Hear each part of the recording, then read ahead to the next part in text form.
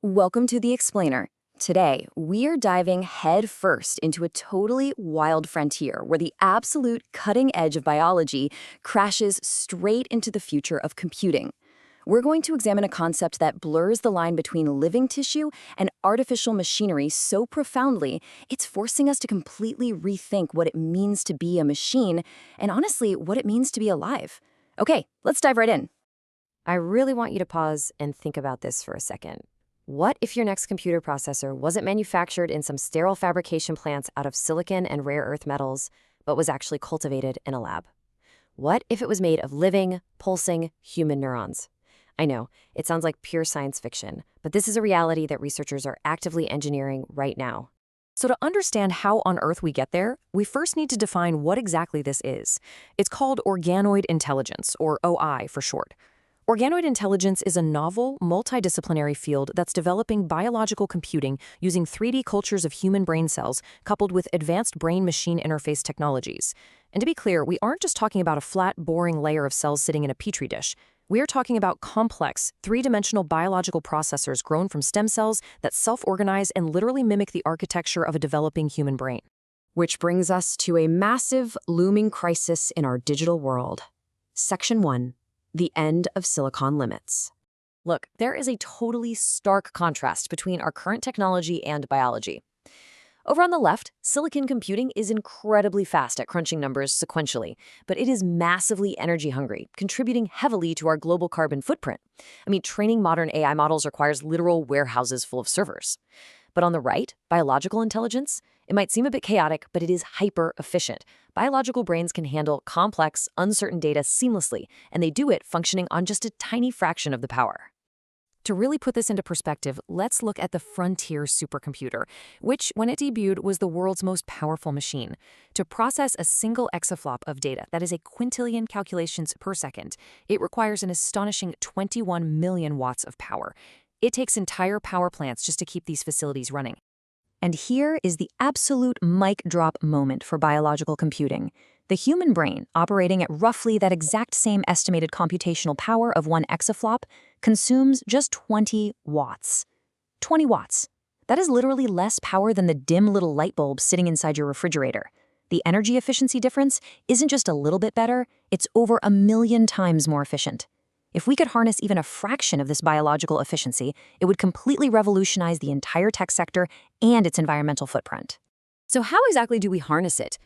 Section 2, Meet the Bioprocessor, where we look at how scientists are actually building this living wetware. Right at the center of the biological computing loop is the 3D brain organoid itself, our biological processor. But, a brain in a jar is totally useless without a way to actually communicate with it. So researchers surround the organoid with these flexible 3D microelectrode arrays. These act as an interface, allowing us to send electrical and chemical inputs directly into the neural network. The organoid processes this information, and then we record its electrophysiological outputs. By using biofeedback and machine learning, we can essentially train this living tissue to recognize patterns and perform computational tasks. But here's the catch. Unlike a silicon chip, this processor is actually alive. It needs to breathe and it needs to eat. As these 3D organoids grow larger, passive diffusion of nutrients just isn't enough. The center of the tissue would literally just die off. So engineers have developed incredibly intricate 3D microfluidic systems. These act as artificial vasculature. They pump controlled perfusions of oxygen, nutrients, and growth factors throughout the organoid, while simultaneously flushing away metabolic waste. It is quite literally life support for our wetware. To summarize this amazing engineering feat, the industrialized process basically looks like this. Step 1, you take human pluripotent stem cells, which are often just derived from simple skin samples, and you coax them into growing into 3D brain organoids. Step 2, you carefully house them within those flexible 3D microelectrode arrays, creating a stable physical brain-machine interface. And step 3, you hook the whole system up to a computer and begin training the biological network using biofeedback, essentially teaching the cells to process data. But this technology isn't just about making faster AI. Section 3, Modeling the Human Mind. The medical promise of organoid intelligence is genuinely staggering. By creating what researchers are calling intelligence in a dish, we have an entirely unprecedented tool. we can finally model complex neurodevelopmental and neurodegenerative diseases that we simply cannot study properly in mice.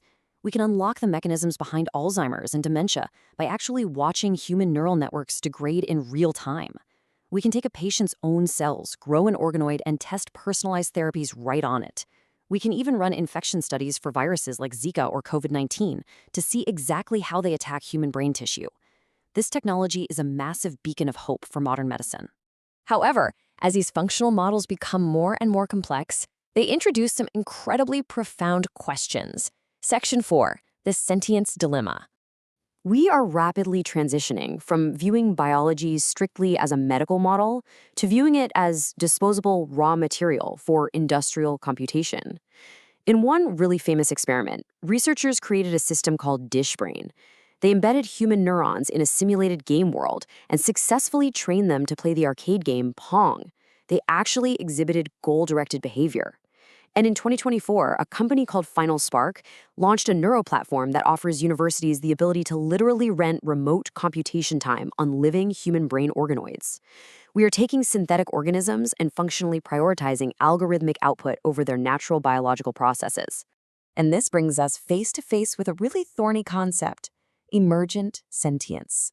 In the context of these biological experiments, researchers define sentience as the responsiveness to sensory impressions through adaptive internal processes. These 3D neural assemblies aren't just passively sitting there. They are adapting, reacting, and changing their internal structure based on the stimuli we introduce. They are actually exhibiting the scientific precursors of consciousness. Which leads us to this incredibly profound quote from the literature analyzing all these developments. What if much more refined biocomputational systems starts to gain consciousness? A new energy-saving creature that might become extremely miserable. This highlights the chilling possibility of locked-in suffering. Imagine it. If a trillion-neuron biological supercomputer experiences stress or localized pain from the electrical shocks of its training protocol, it has no vocal cords to express it. It has no limbs to pull away. It simply processes the stimulus. So the absolutely crucial point here is how we categorize these creations legally and philosophically. Are they subjects, meaning living entities with potential consciousness, a vestigial right to self-governance, and inherent moral worth? Or are they objects, just inanimate commodities engineered from scratch to be used, degraded, and disposed of for industrial purposes? Right now, our legal frameworks treat them entirely as objects, but their biological reality is rapidly blurring towards subjects. The scientific community is desperately trying to establish guardrails for this before the tech outpaces our morality. Section 5. Governing living computers.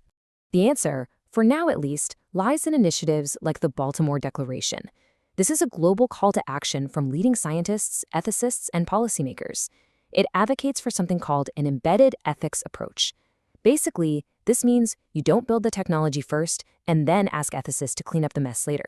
Instead, ethicists, philosophers, and representatives from the public are integrated directly into the research teams from day one, guiding the development of organoid intelligence proactively.